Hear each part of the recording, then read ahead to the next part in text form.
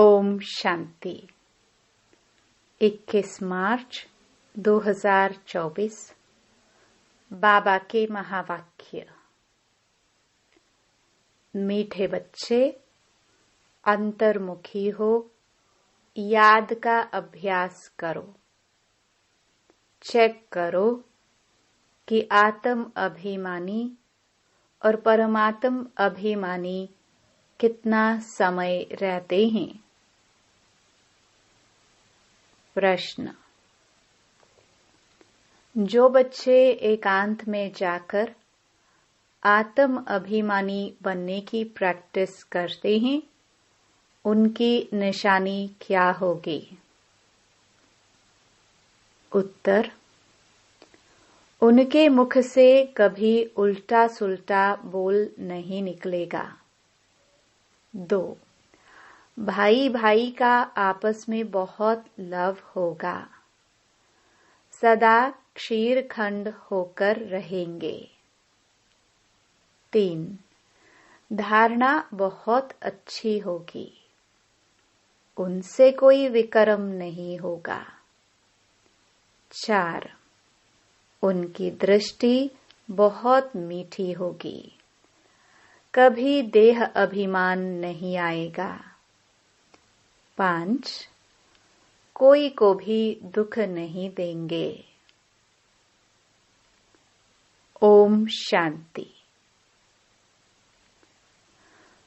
रूहानी बच्चों प्रति सिर्फ रूह कहेंगे तो फिर जीव निकल जाता है। इसलिए रूहानी बच्चों प्रति रूहानी बाप समझाते हैं, अपने को आत्मा समझना है। हम आत्माओं को बाप से यह नॉलेज मिलती है। बच्चों को देही अभिमानी हो रहना है। बाप आए ही हैं बच्चों को ले जाने लिए। भल सत्युग में तुम आत्म अभिमानी बनते हो, परंतु परमात्म अभिमानी नहीं। यहाँ तुम आत्म अभिमानी भी बनते हो तो परमात्म अभिमानी भी, अर्थात हम बाप की संतान हैं।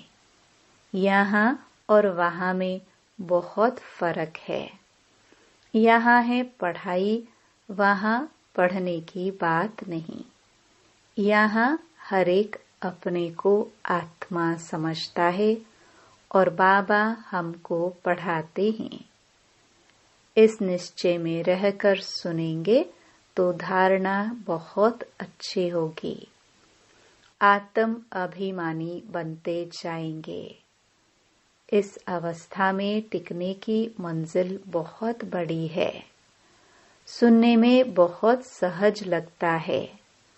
बच्चों को यही अनुभव सुनाना है कि हम कैसे अपने को आत्मा और दूसरे को भी आत्मा समझ बात करते हैं।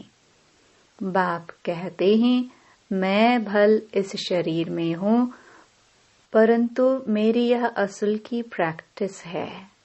मैं बच्चों को आत्मा ही समझता हूँ, आत्मा को पढ़ाता हूँ। भक्ति मार्ग में भी आत्मा पाठ बजाती आई है। पाठ बजाते बजाते पतित बनी है। अब फिर आत्मा को पवित्र बनना है। सो जब तक बाप को परमात्मा समझकर याद नहीं करेंगे तो पवित्र कैसे बनेंगे? इस पर बच्चों को बहुत अंतर्मुखी हो याद का अभ्यास करना है।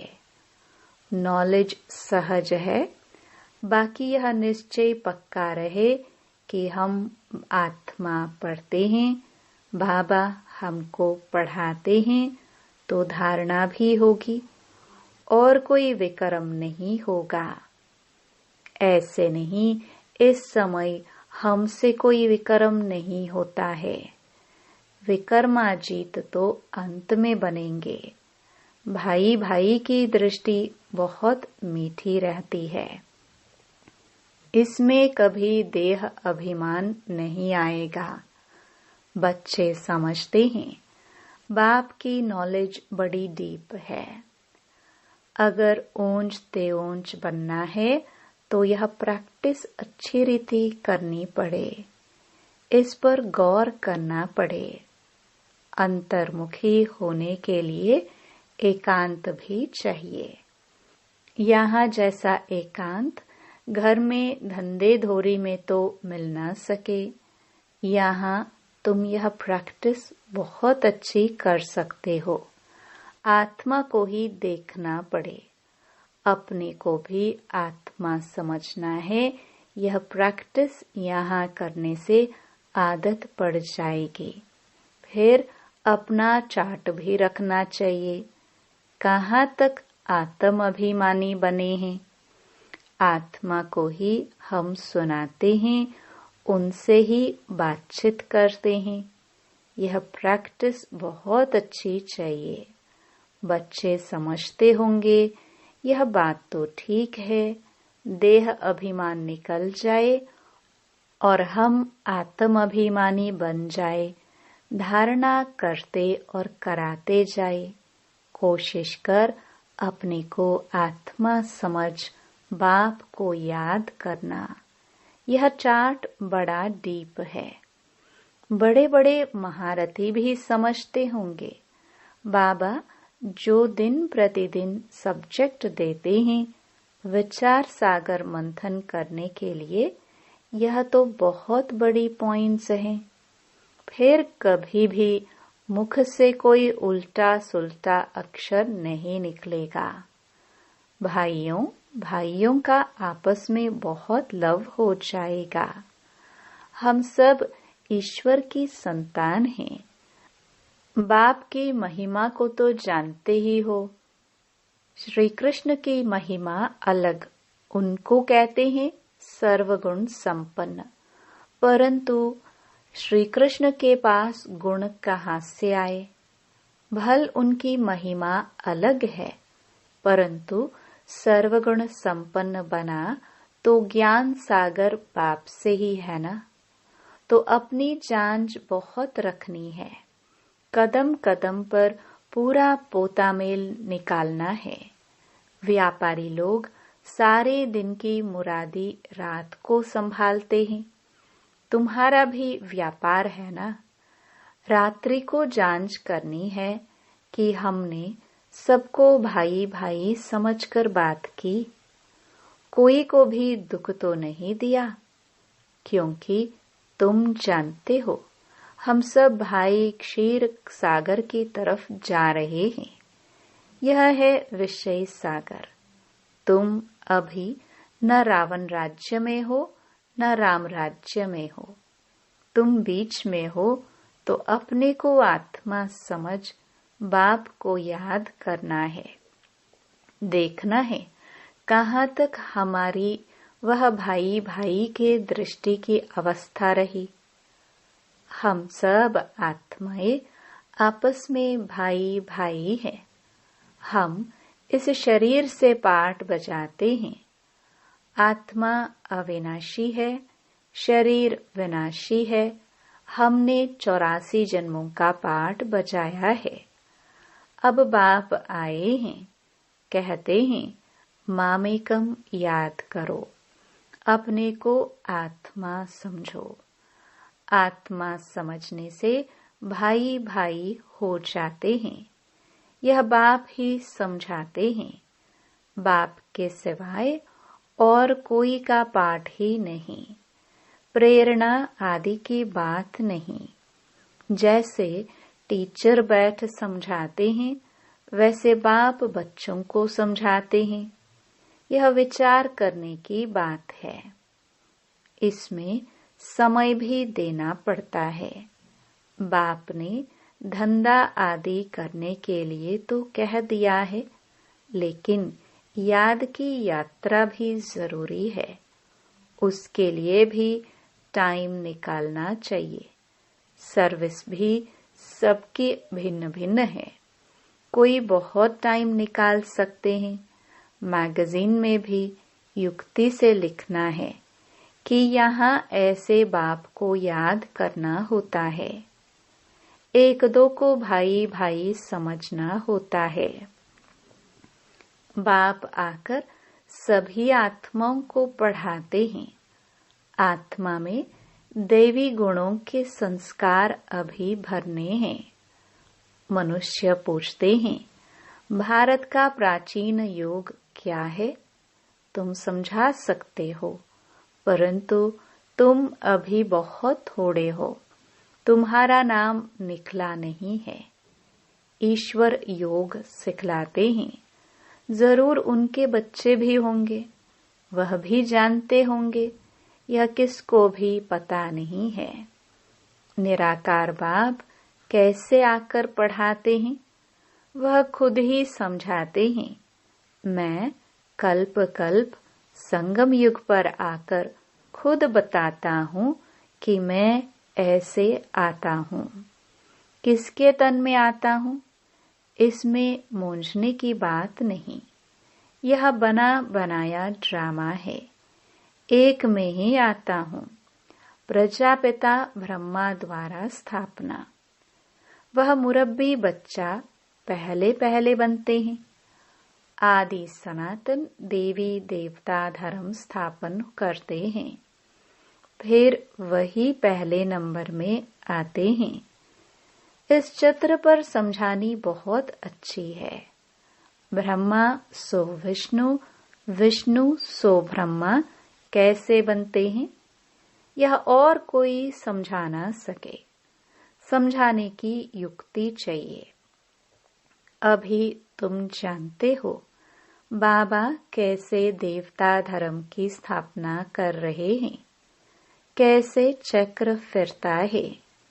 इन बातों को और कोई जान ना सके तो बाप कहते हैं, ऐसे ऐसे युक्ति से लिखो। यथार्थ योग कौन सिखला सकते हैं? यह मालूम पड़ जाए तो तुम्हारे पास ढेर आ जाए। इतने बड़े आश्रम जो हैं, सब हिलने लग पड़ेंगे। यह पिछाड़ी को होना है। फिर वंडर खाएंगे कि इतनी सब संस्थाएं भक्ति मार्ग की हैं, ज्ञान मार्ग की एक भी नहीं। तब ही तुम्हारी विजय होगी। यह भी तुम जानते हो, हर 5000 वर्ष के बाद बाप आते हैं। बाप द्वारा तुम सीख रहे हो, औरों को सिखलाते हो। कैसे किसको लिखत में समझाना है। यह सब कल्प कल्प युक्तियां निकलती हैं, जो बहुतों को पता पड़ जाता है। सिवाय बाप के एक धर्म की स्थापना कोई कर नहीं सकता। तुम जानते हो, उस तरफ है रावण, इस तरफ है राम। रावण पर तुम जीत पाते हो। वह सब हैं रावण संप्रदाय। तुम ईश्वरीय संप्रदाय बहुत थोड़े हो। भक्ति का कितना शो है। जहाँ जहाँ पानी है वहाँ मेला लगता है। कितना खर्चा करते हैं, कितने डूबते मरते हैं। यहाँ तो ऐसी बात नहीं। फिर भी बाप कहते हैं, आश्चर्यवत मेरे को पहचानंती, सुनंती, सुनावंती, पवित्र रहवंती, फिर भी अहो माया तेरे द्वारा हार खावंती। कल्प कल्प ऐसे होता है। हार खावंती भी होते हैं। माया के साथ युद्ध है। माया का भी प्रभाव है। भक्ति को तो हिलना ही है। आधा कल्प तुम प्रारब्ध भोगते हो, फिर रावण राज्य से भक्ति शुरू होती है। उनकी निशानियां भी कायम है। विकार में जाते हैं, फिर देवता तो रहे नहीं। कैसे विकारी बनते हैं, यह दुनिया में कोई जानते नहीं। शास्त्रों में लिख दिया है, वाम मार्ग में गए। कब गए यह नहीं समझते हैं। यह सब बातें अच्छी रीति समझने और समझाने की हैं। यह भी तुम समझे जब निश्चय बुद्धि हो, उनकी कशिश होगी, कहेंगे ऐसे बाप से हमको मिलाओ, परंतु पहले देखो घर जाने के बाद वह नशा रहता है, निश्चय बुद्धि रहते हैं। भल याद सतावे, चिट्ठी लिखते रहे, आप हमारे सच्चे बाबा हो। आपसे ऊंचा वर्षा मिलता है, आपसे मिलने बगैर हम रह नहीं सकते। सगाई के बाद मिलना होता है, सगाई के बाद तड़फते हैं। तुम जानते हो हमारा बेहद का बाप, टीचर, साजन आदि सब कुछ है, और सबसे दुख मिला, उनकी एवज में बाप सुख देते हैं, वहां भी सब सुख देते हैं। इस समय तुम सुख के संबंध में बंध रहे हो। यह पुरुषोत्तम बनने का पुरुषोत्तम युग है। मूल बात है अपने को आत्मा समझना, बाप को प्यार से याद करना है। याद से खुशी का पारा चढ़ेगा। हमने सबसे जास्ती भक्ति की है, धक्के बहुत खाए। अब बाप आया है वापस ले जाने, तो जरूर पवित्र बनना है, दैवी गुण धारण करने हैं, पोता मेल रखना है। सारे दिन में कितने को बाप का परिचय दिया। बाप का परिचय देने बगैर सुख नहीं आता, तड़फन लग जाती है। यज्ञ में बहुत विघ्न भी पड़ते हैं, मारे खाते हैं। और कोई सत्संग नहीं जहाँ पवित्रता की बात हो। यहाँ तुम पवित्र बनते हो तो असुर लोग विघ्न डालते हैं। पावन बनकर घर जाना है। संस्कार आत्मा ले जाती है। कहते हैं युद्ध के मैदान में मरेंगे तो स्वर्ग में जाएंगे, इसलिए खुशी से लड़ाई में जाते हैं।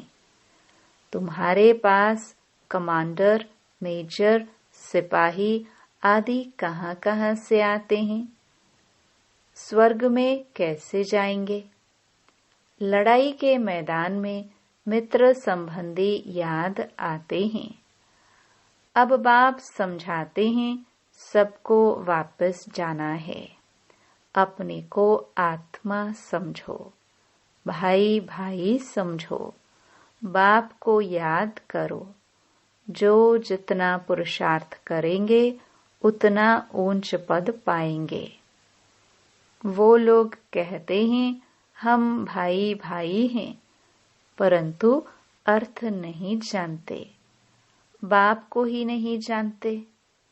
लोग समझते हैं हम निष्काम सेवा करते हैं, हमको फल की इच्छा नहीं, परंतु फल तो जरूर मिलना है। निष्काम सेवा तो एक बाप ही करते हैं। बच्चे जानते हैं बाप की कितनी ग्लानि की है, देवताओं की भी ग्लानि की है। अब देवताएं किसी की हिंसा तो कर नहीं सकते।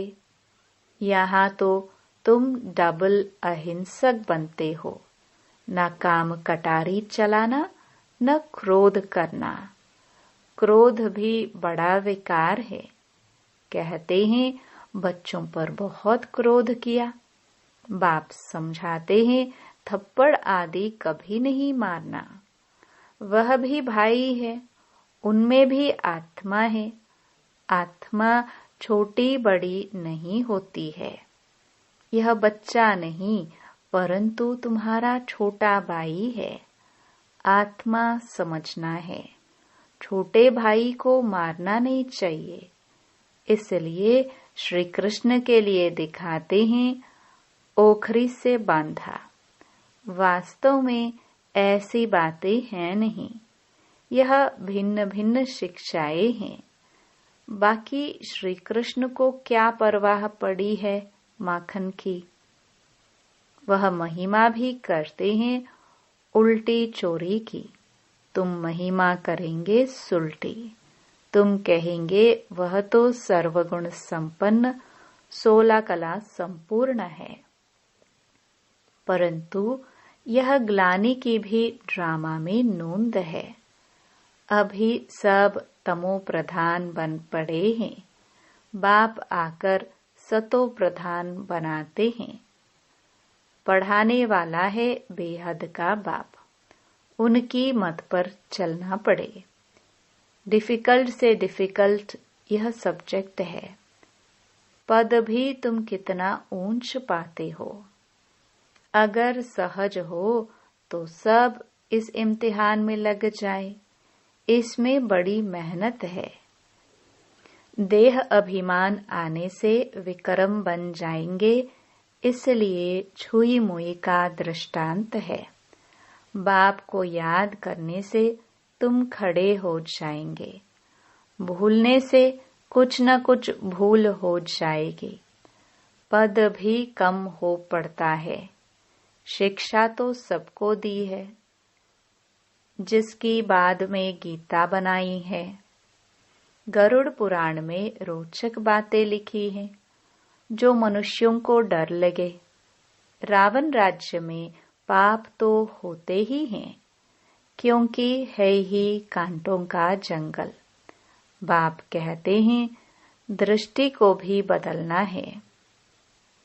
बहुत समय से हिरे हुए हैं, इसलिए शरीर की तरफ प्यार चला जाता है। विनाशी चीज से प्यार रखने से फायदा ही क्या। अविनाशी से प्यार रखने में अविनाशी बन जाता है। बच्चों को यही डायरेक्शन है। उठते बैठते चलते फिरते बाप को याद करो। अच्छा, मीठे मीठे सिखिलदे बच्चों प्रति माता पिता बाप दादा का याद प्यार और गुड मॉर्निंग। रूहानी बाप के रूहानी बच्चों को नमस्ते। धारणा के लिए मुख्य सार। पहला, शरीर विनाशी है, उससे प्यार निकाल अविनाशी आत्मा से प्यार करना है। अविनाशी बाप को याद करना है। आत्मा भाई भाई है, हम भाई से बात करते हैं, यह अभ्यास करना है। दूसरा, विचार सागर मंथन कर अपनी ऐसी अवस्था बनानी है जो मुख से कभी कोई उल्टा सुल्टा बोल न निकले। कदम कदम पर अपना पोतामेल चेक करना है। वरदान, निमित्त और निर्माण भाव से सेवा करने वाले श्रेष्ठ सफलता मूर्त भव। सेवाधारी अर्थात सदा बाप समान निमित्त बनने और निर्माण रहने वाले। निर्माणता ही श्रेष्ठ सफलता का साधन है। किसी भी सेवा में सफलता प्राप्त करने के लिए नम्रता भाव और निमित्त भाव धारण करो। इससे सेवा में सदा मौज का अनुभव करेंगे। सेवा में कभी थकावट नहीं होगी।